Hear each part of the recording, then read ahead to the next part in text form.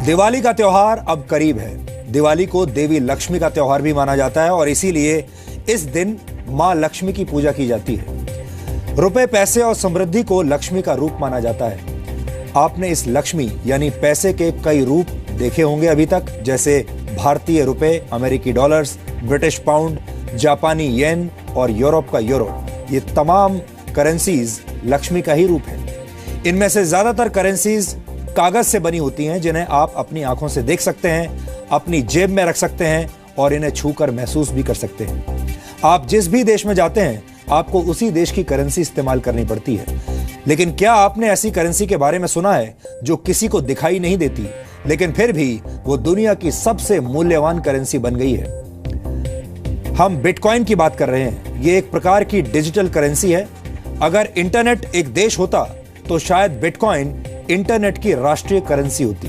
हो सकता है कि बिटकॉइन के बारे में आप में से बहुत सारे लोगों ने नहीं सुना होगा, और जिन्होंने सुना भी होगा उनमें से भी बहुत सारे लोग ये नहीं जानते होंगे कि ये कैसे काम करती है, बिटकॉइन होता क्या है। इसलिए आज हमने तय किया है कि हम दुनिया की सबसे मूल्यवान करेंसी का विश्लेषण आपके लिए करेंगे, क्योंकि इस करेंसी के एक सिक्के की कीमत आज की तारीख में करीब 45,000 रुपए है।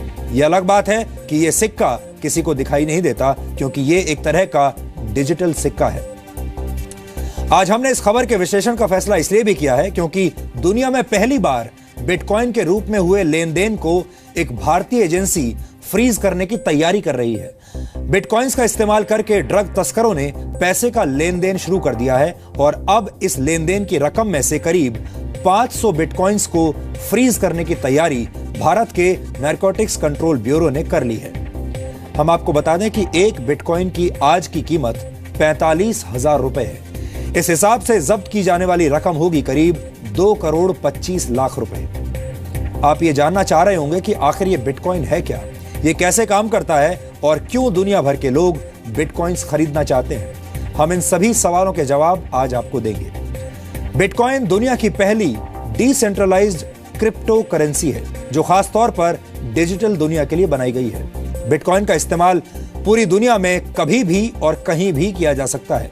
बिटकॉइन के जरिए कोई भी व्यक्ति दुनिया में किसी भी दूसरे व्यक्ति को रकम भेज सकता है, पैसा भेज सकता है। और सबसे बड़ी बात यह है कि इसके लिए किसी बैंक या थर्ड पार्टी एजेंसी की मदद नहीं लेनी पड़ती। यानी आप जो भी पैसा किसी को भेजना चाहते हैं, उस पैसे को सीधे अपने बिटकॉइन वॉलेट से दूसरे व्यक्ति के बिटकॉइन वॉलेट में ट्रांसफर कर सकते हैं।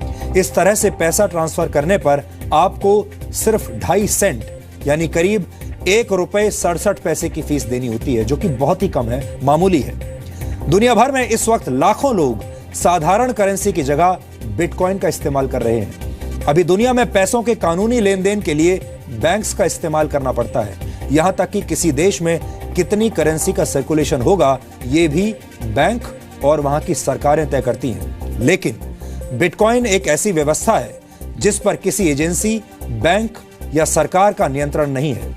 बिटकॉइन के तहत लेन देन सीधे 2 लोगों के बीच होता है। यह लेन देन, आर्थिक लेन देन, पूरी तरह से एनक्रिप्टेड होता है, यानी यह पैसों के लेन देन का एक सुरक्षित और सुपर फास्ट तरीका है। लेकिन इस आर्थिक लेन देन की प्रक्रिया में आपके वॉलेट में नोट्स नहीं आते, करेंसी नहीं आती, बल्कि कुछ डिजिटल कोड्स आते हैं और यही कोड्स आप तक पहुंची हुई रकम होती है। अब आपको बताते हैं कि बिटकॉइन की अर्थव्यवस्था कैसे काम करती है। 5 वर्ष पहले तक एक बिटकॉइन सिर्फ 6 रुपए का था, लेकिन आज एक बिटकॉइन 45,000 रुपए का हो गया है। बिटकॉइन की शुरुआत आज से 7 वर्ष पहले 3 जनवरी 2009 को सतोशी नाकामोतो नाम के एक प्रोग्रामर ने की थी।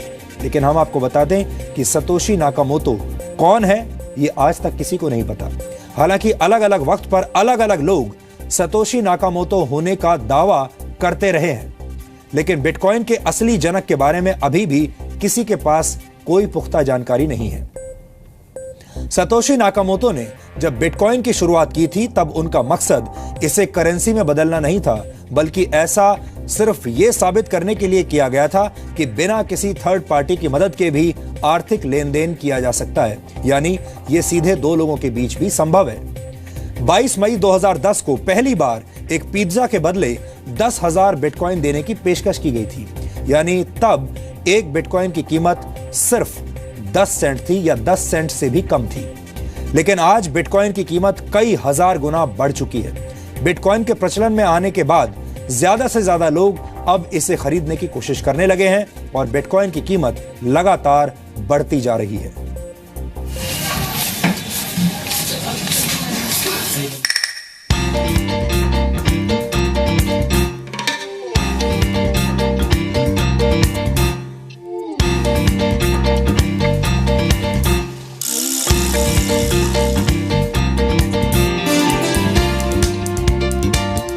दुनिया में अलग अलग देश हैं, अलग अलग संस्कृतियां हैं, अलग अलग लोग हैं, अलग अलग भाषाएं हैं, अलग अलग खान पान और अलग अलग ताकतें।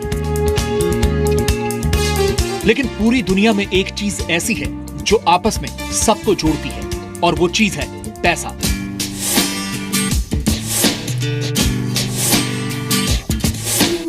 आज लगभग हर काम के लिए पैसों की जरूरत पड़ती है, चाहे वो खाना खरीदना हो, पानी खरीदना, घर खरीदना, हथियार खरीदना, यानी हर चीज के लिए पैसों की जरूरत होती है। कई लोगों की जिंदगी इस पैसे को कमाने के चक्कर में खर्च हो जाती है। पैसे के लिए लोग मेहनत करते हैं, संघर्ष करते हैं, अपराध करते हैं और यहाँ तक कि लोगों का खून भी कर देते हैं। लेकिन क्या आपने कभी सोचा है कि ये पैसे, ये करेंसी और कागज का वो टुकड़ा जिसे हम नोट कहते हैं, असल में है क्या? दरअसल जो कागज का नोट आपकी जेब में है वो एक तरह का वादा है। वादा है आपको कागज के टुकड़े पर लिखी गई रकम चुकाए जाने का। जब आप ये नोट किसी दुकानदार को देते हैं तो वादे का ये कागज उसके पास पहुंच जाता है और वो दुकानदार बदले में आपको सामान दे देता है। यानी कागज के इस नोट का पूरा मूल्य सिर्फ वो वादा है जो आपसे रिजर्व बैंक ऑफ इंडिया ने किया है। लेकिन जब कागज के यही नोट आप बैंक में जमा करवाते हैं तो बैंक उसमें से एक बड़ी रकम दूसरे लोगों को उधार दे देता है, जबकि आपके अकाउंट में आप अपनी जमा की गई रकम देख पा रहे होते हैं। हालांकि असलियत में वो रकम वहां होती नहीं है। उधार लेने वाला व्यक्ति उसी पैसे से सामान खरीदता है और वो पैसा एक बार फिर बैंक में पहुंचता है। बैंक उस पैसे को फिर उधार के तौर पर दे देता है और उस पर ब्याज भी वसूलता है। इस तरह से कागज के टुकड़े पर किया गया वादा अर्थव्यवस्था का सबसे बड़ा वादा बन जाता है। सच यह है कि अगर 3% लोग भी बैंकों में जमा अपना पैसा एक साथ वापस मांग लें तो बैंकों के पास देने के लिए कैश होगा ही नहीं, क्योंकि वो कैश यानी आपके द्वारा बैंक को सौंपे गए नोट एक बड़ी अर्थव्यवस्था का हिस्सा बन गए हैं। और इस पूरी अर्थव्यवस्था पर नियंत्रण है सरकारों का और बैंकों का। यानी सरकार और बैंक के स्तर पर अगर कोई गड़बड़ हो जाए तो आपका पूरा पैसा डूब सकता है। लेकिन बिटकॉइन इसी खतरे और बैंकों और सरकार के इसी नियंत्रण को दूर करने की कोशिश है। बिटकॉइन एक डिजिटल करेंसी है और एक सॉफ्टवेयर है। बिटकॉइन इंटरनेट की दुनिया से जुड़े कंप्यूटर्स के जरिए पेमेंट का नया तरीका है। बिटकॉइन एक ऐसी डिजिटल करेंसी है जो ओपन सोर्स सॉफ्टवेयर पर आधारित है, जिसका आविष्कार सतोशी नाकामोटो ने किया था। लेकिन आज दुनिया भर के हजारों प्रोग्रामर बिटकॉइन के फीचर्स को ज्यादा मजबूत और सुरक्षित बना रहे हैं। जब हम सामान्य तौर पर साधारण करेंसी का इस्तेमाल करते हैं तो इसकी देखरेख का जिम्मा बैंकों का होता है। यानी पैसा कहां से चलकर इनके पास पहुंचा, इसका पूरा रिकॉर्ड बैंक अपने पास रखते हैं और इसके बदले में बैंक फीस के रूप में अच्छी खासी रकम आपसे वसूलते हैं। और बिटकॉइन पैसों के लेन देन के बीच से बैंक और मिडिलमैन को हटाकर इसे ज्यादा तेज और सुरक्षित बना देता है। अब सवाल यह है कि एक डिजिटल करेंसी के साथ तो काफी छेड़छाड़ की जा सकती है या फिर फिल्मों की तरह इसकी पायरेसी भी हो सकती है।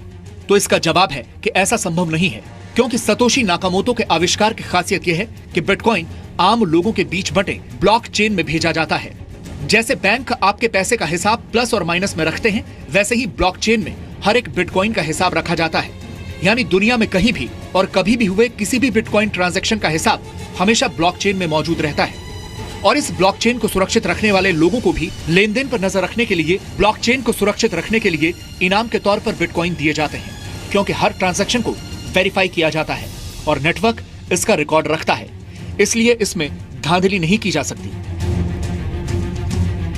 असीमित पैसा घोटालों को जन्म देता है, स्कैम्स को जन्म देता है और आर्थिक मंदी की वजह भी बनता है। किसी को नहीं पता कि इस वक्त दुनिया में कितने डॉलर्स हैं, लेकिन अगले 125 वर्षों के दौरान बनने वाले बिटकॉइंस की संख्या अभी से निर्धारित है।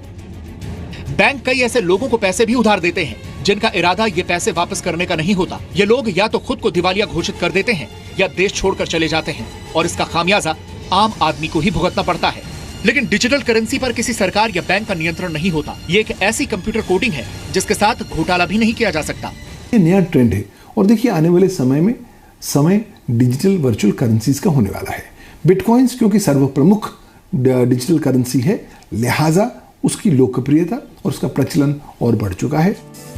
बिटकॉइन का सबसे ज्यादा इस्तेमाल रेमिटेंसेस के क्षेत्र में बढ़ रहा है। रेमिटेंसेस उस रकम को कहते हैं जो विदेश में काम करने वाले लोग अपने मूल देश में भेजते हैं। आपको बता दें कि रेमिटेंसेस हासिल करने के मामले में भारत दुनिया का नंबर 1 देश है। देश से बाहर रहने वाले भारतीयों ने 2015 में 4,62,000 करोड़ रुपए की रकम भारत भेजी थी।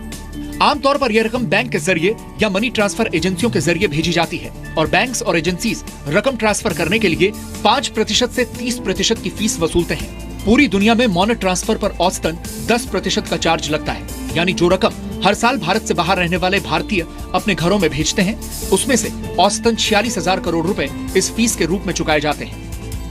यह बहुत ही सेंसिटिव चीज़ है और बहुत ही सेंसिटिव चीज़ों पे इस्तेमाल होता है, तो इसलिए इसकी जो मैकेनिज़्म है और जो लोग इसको हैंडल करते हैं वो हाईली सोफिस्टिकेटेड संस्थाएं होते हैं।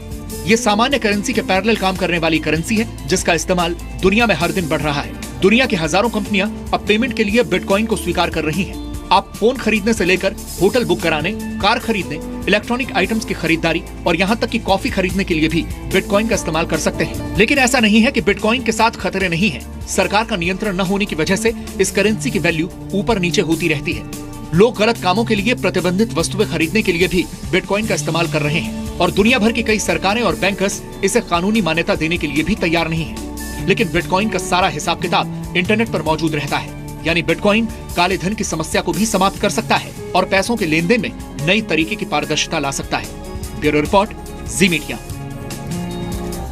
अब आप सोच रहे होंगे कि जिस बिटकॉइन के निर्माता के बारे में किसी को कुछ पता नहीं, जिस बिटकॉइन को चलाने वाले लोगों के बारे में किसी को कुछ पता नहीं, वो डिजिटल करेंसी आखिर काम कैसे करती होगी और बिटकॉइंस निकलते कहां से हैं। तो आपको बता दें कि बिटकॉइंस का आदान प्रदान पीयर टू पीयर तकनीक से होता है, यानी ये रकम एक कंप्यूटर से सीधे दूसरे कंप्यूटर में पहुंच जाती है।